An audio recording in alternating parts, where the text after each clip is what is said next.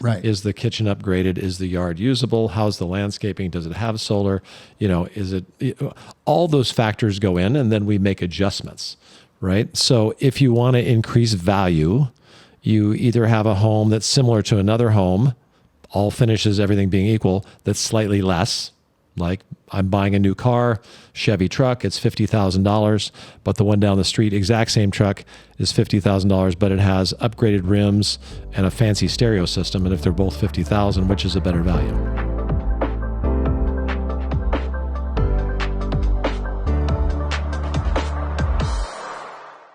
All right. If only everybody knew the conversation we were having before the podcast started.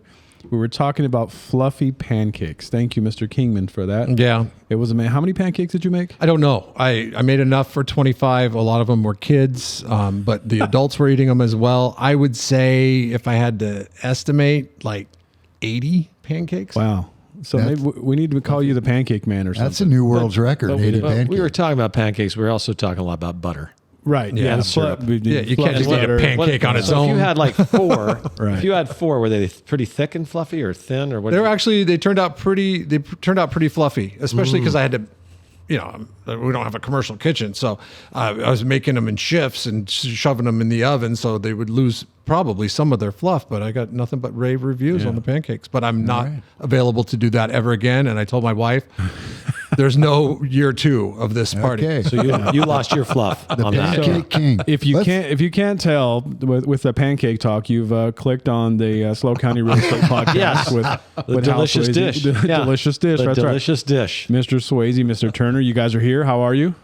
Excellent. Awesome. Are you kidding Holiday me? season. Holiday Yeah, season baby. here. Yes. And Hal, we have some new, I almost said odd. It's not odd. It's a little off for us. New information we're going to give out today. Yeah. It's been out in the public, but I It's- want to read a press release headline. Oh, I love it. Can I do that? I just posted that on Facebook too. I know you've posted it, but Okay. people who tune into our podcast may not have heard this. Go for it. Equity Union Real Estate announces expansion into San Luis Obispo with the market-leading Team Sweasey, further strengthening its rapid statewide growth. So, hey, we changed brokers, and Yes. now we're associated with Equity Union as the first ever team in the Central Coast, right, Hal? Yeah. That's awesome. Yeah. Great. Well, tell us a little bit about that. Well, it's not something I do very often at all, but and it just kind of happened by just by accident from another great agent I knew in Southern California. But gosh, it's interesting because we have our own little ecosystem, right, with our team and our own building, and we control it, and then we could be Hal Sweasey Real Estate, which we don't want, and people don't even understand why you have a brokerage, but there's a lot that goes on behind the scenes, and their ability and their owner Harma and their ability to attract talent and build a team that helps support us is something I've never witnessed before. I mean, And if I heard them right, they are the fastest growing, and I'll throw in a word that I had to ask them to define, organic real estate company in the state. yeah. And so was that part of what piqued your interest in joining this team? Well, I didn't know that. I just met the person to begin with. So Yeah. longtime agent, I was number 2 for the last company in Southern California, and somebody else, Stephanie Vitaco down in the Woodland Hills area, was phenomenal. And a couple of years ago, oh, you're number 1. I went, well, how did I get to be number 1? Because I knew who number 1 was, and I knew I was number 2 for sure. Anyway, I called her up. I said, what happened, to you? And she goes, well, my owner moved companies, so my owner's phenomenal, so I stayed with my owner, right? So in real estate, it's a people business, and I realized that this person, how I got to speak with him, and we started talking, and I had no really interest in joining him. I was just talking, and he really had no interest in expanding, but we started talking, and one thing led to another, and 5 days ago, we had 5 people from his company in here helping us with our transition. So Yeah, they're a machine. they are a machine. They're awesome. Yeah. So the systems they have, the technology, their reach, and just the people we have to rely on for our team is just unmatched. It's never anything I've seen before, because I've always just been, okay, you're the broker, let me do our thing, and we'll talk once in a while. And this is a whole different relationship. So people knew once I talked to them that something had changed, because they hadn't seen me that excited in a long time. Yeah, I think there's a level of excitement within the four walls of this building that I haven't seen Yeah. in a while. But what hasn't changed? Oh, us. Yeah. I mean, simply from the outside, there's a new name on the door and a new sign, a new logo, but same people, same team, we're a package deal. So we came together. James, James is still here. Just kidding. Just kidding, James. No, Right. Yeah. we have 10 people on the team. Yeah. And for 9 of us, our roles really haven't changed other than we have maybe some new business cards with a new logo. Our roles haven't changed. Right. Right. Yeah. But James, you are experiencing a little bit of a change to your role, given that our new organization has a different approach to marketing, their use of AI, all that kind of stuff, right? They have a system for everything. And obviously their marketing with the other company that we had, the support was there, but with Equity Union, it's more like this is how we do it, right? Yeah. And this is the way you need to do it. And there's a process, and they put me in that system. So when we have a new listing, which we have a lot of, I have to follow their process. And they require me to do it a certain way because they have people in place, their system, on how they like it done. So they're on it, and they've been successful. So we're giving it a go. Yeah. They had $4 billion in sales or something last week. So they've got a great system, and they do challenge us, right? In fact, Dakota was saying, everybody else leaves us alone because they think we're, whatever, this big Been deal. doing it a while. We'll be doing it a while, but what attracted them to Equity Union as well is they saw where we could do better, right? And that's what I'm always about, and everybody on this team is. So it's pretty cool. And they also came in and told us we're going to make you better. Yeah, yeah. So that's the pretty awesome part about them. They happen to have a young man on their team in their marketing department by the name of Michael Gerber. And so when I first saw his name, I called him and I said, "Are you related to the author, Michael Gerber, right, who wrote the book, The E-Myth, which I studied 30, 40 years ago?" And he's not. But what's interesting about what you're saying, James and Hal, is Michael Gerber, the author, talked about how do you get extraordinary results. And you take ordinary people, which most of us are ordinary people. Absolutely. And you provide an extraordinary process. Yep. And that's how you get extraordinary results. Right. And so I think while maybe they didn't subscribe to the older Michael Gerber's book, they certainly seem to be living that. Absolutely. Yeah. And it is interesting because, again, for most of the public, it's a little bit opaque how the whole real estate industry works. But in terms of brokers, like I am a broker, I have my own building. We could be just, not have any affiliation, but the industry itself is in a challenging time. I mean, I don't think most people know that, there's a company called Anywhere, which owns companies such as Century 21, Sotheby's, Coldwell Banker, ERA, Better Homes and Gardens, and they're being purchased by Compass Real Estate, right? And then you have, companies that have changed the model, like EXP, which is they don't have offices.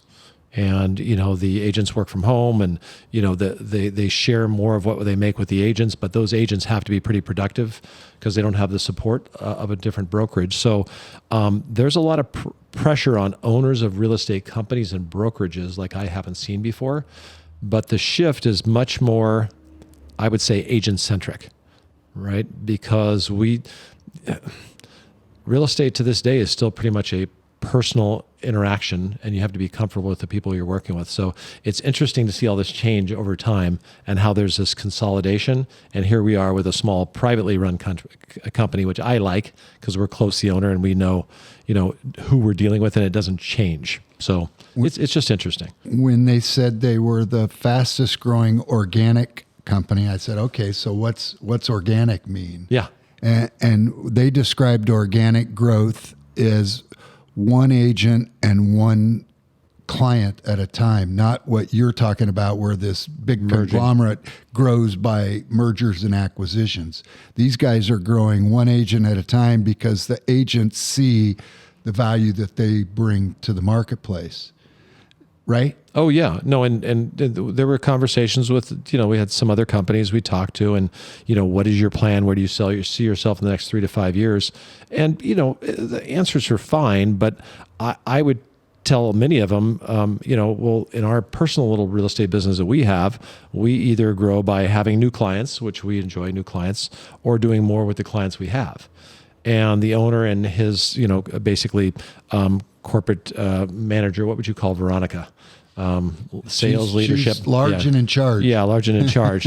And she goes, Veronica answers the question on our first interview and goes, well, within 2 years, we have everybody double their production. I was like, oh, well, that's kind of company I would like to have supporting me. Yeah. So just a different idea. And he's done it by high quality people, great leadership, great support, just like the model we try to do with our own business with our clients. His clients are the real estate agents. So we're just lucky to be a part of it. Do you think that the buyers and sellers we work with will see a significant change, or will that be more behind the scenes? That it'll be behind the scenes, but it will show in the processes we're always trying to improve. Yeah. It's always a nonstop process on, how do we do a better job on photography? Right. How do we get the word out about our listings? How do we advise clients on price?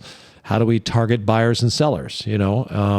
We talked on our last episode about, these off-market situations and people selling it. How do we give buyers more options? I had a real estate broker out of San Diego coming to buy for this area, and they didn't want to represent themselves, so they wanted us, and they wanted us because we are involved with a lot of sellers and listings, and we know when they're coming on the market. So it's very likely that they'll come to us for that. So being able to provide targeted results for both buyers and sellers will show up as we adopt more of what they're coaching us. Okay. And I think, JT, I would say we're going to be a little bit more consistent on everything, especially for the marketing side. Yeah. There's a lot of consistency. They do the same thing, the same successful thing over and over. So it's definitely going to make us better. It's going to make me better.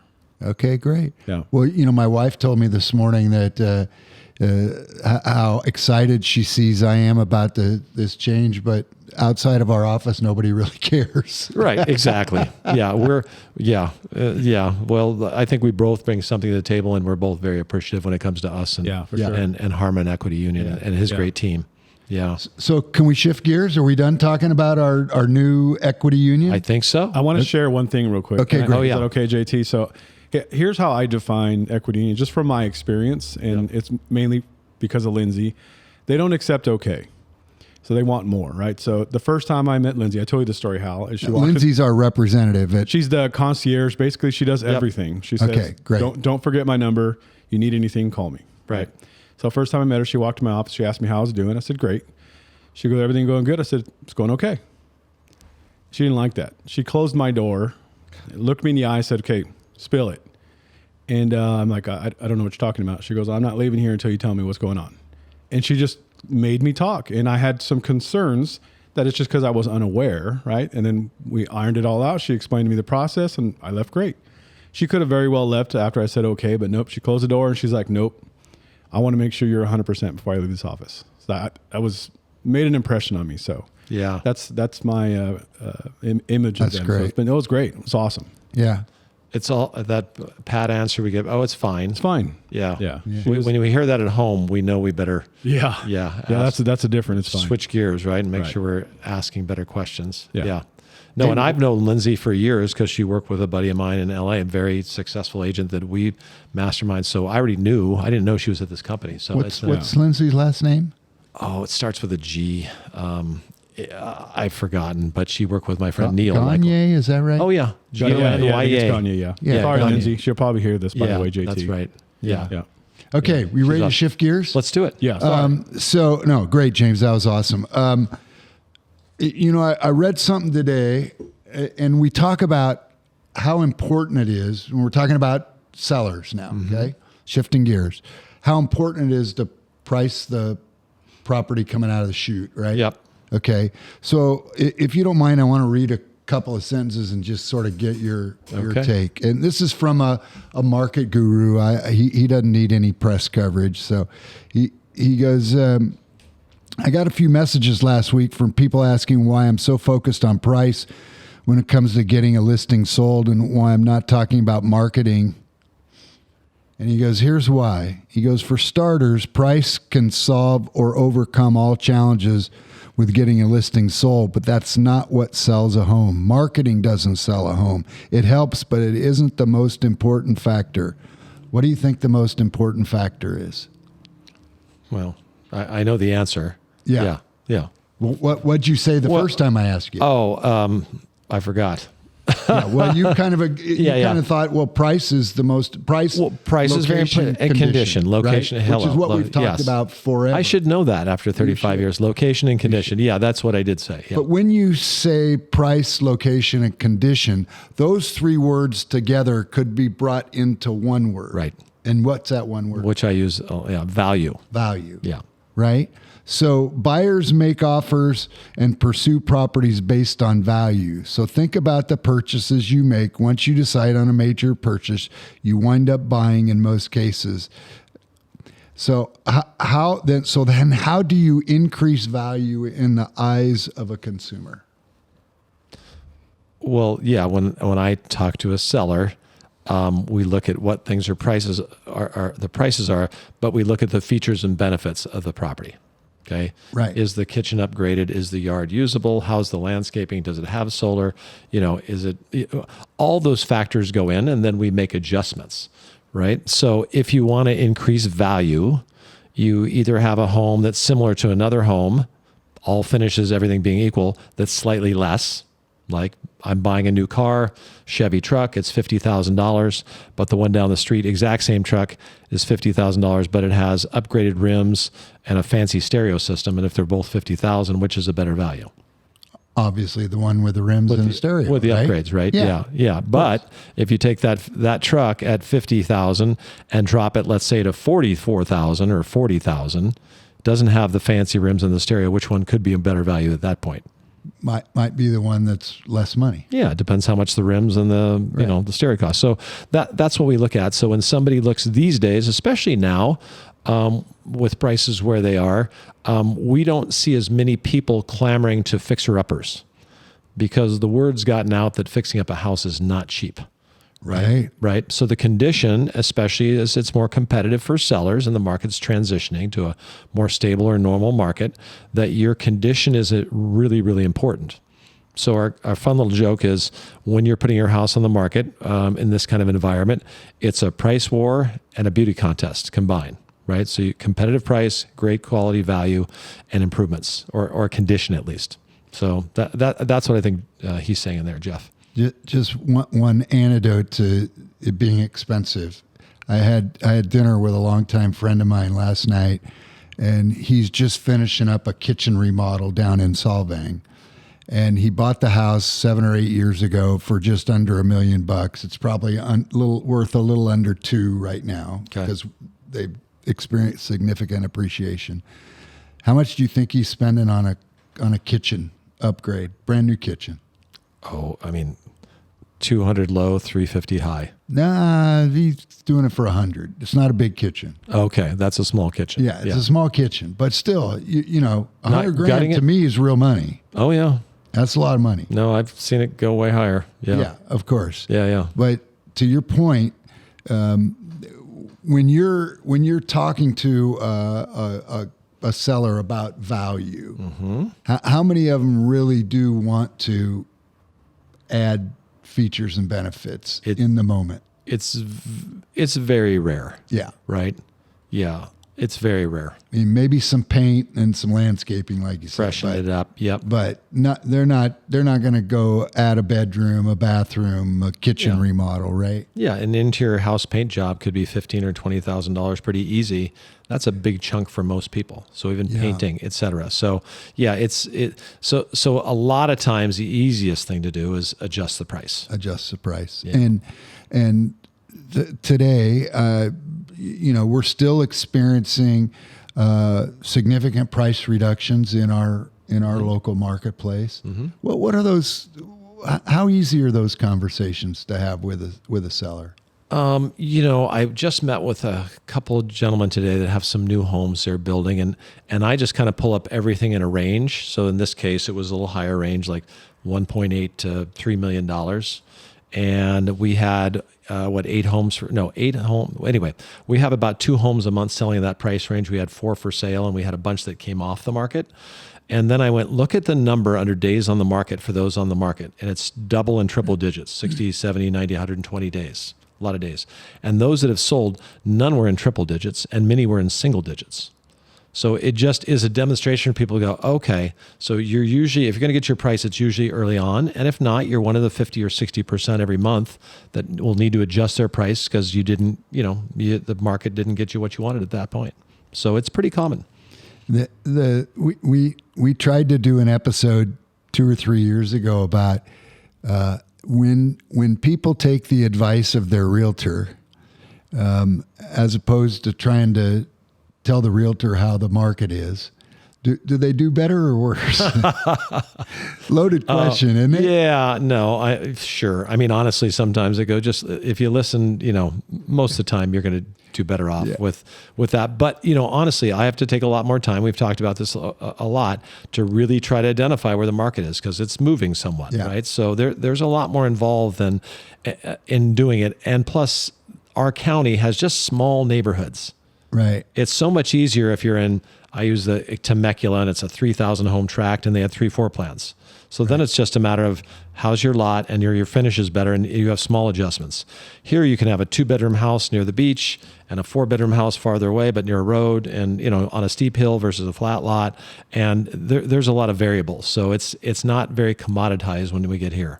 Yeah, I can say this, you can't. Go ahead. Yeah, I've found over the years when the client listens to Hal, they tend to do better than when they don't. Sorry. I hope had so. To say it. Otherwise, I wouldn't be here. Yeah. Right? Well, I know you have a lot of humility, and, that would not sound good coming from you, but it's okay coming from me. Yeah, I'll take it. Yeah.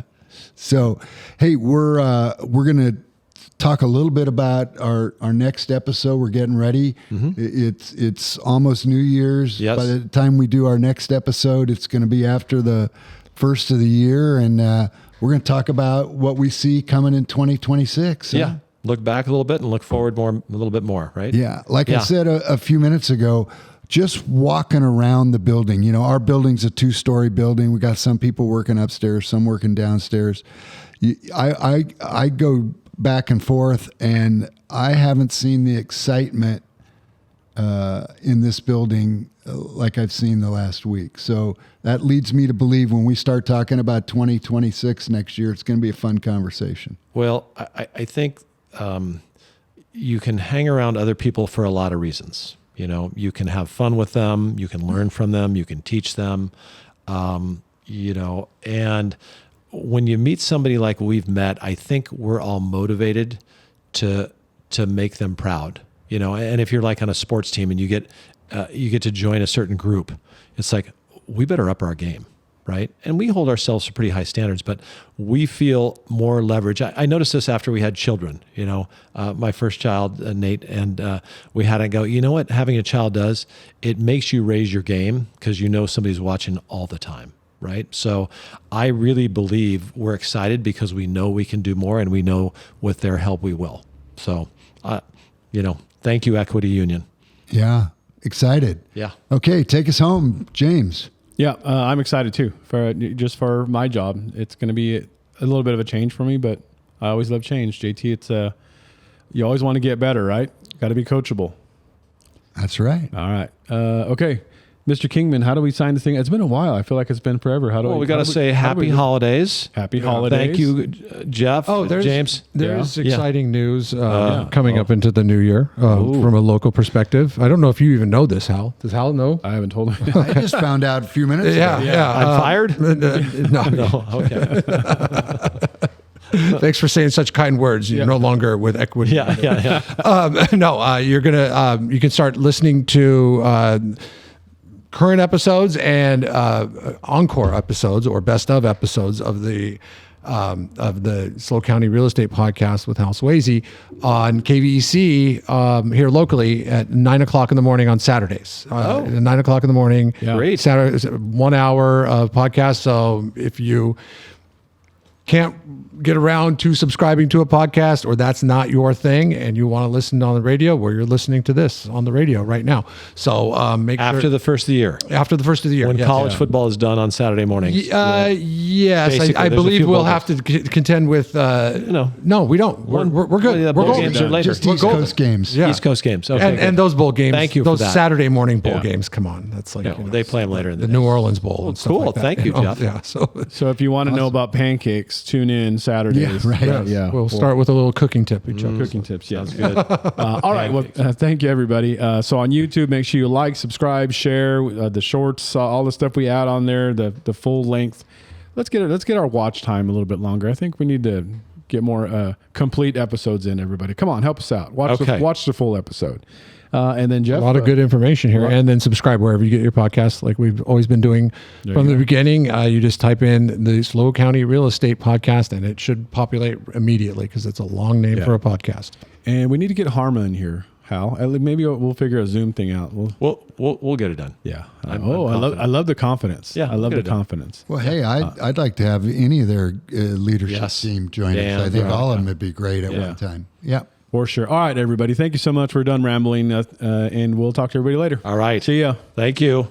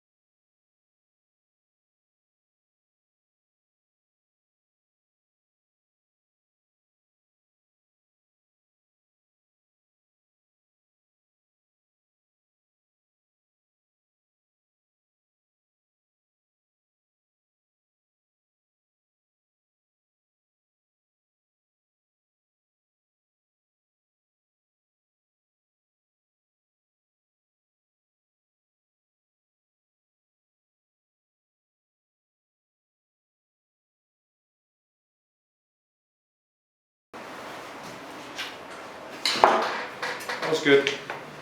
Yeah, I thought that was 27 minutes. For a second, I thought we were going to run out of material. No. I was trying to end it a little earlier, and then I saw 4 minutes. You segued us. You could have ended it at that point. End it whenever you feel like it's comfortable. That goes for everyone. Give me the hook, You know, it's like, JT. okay.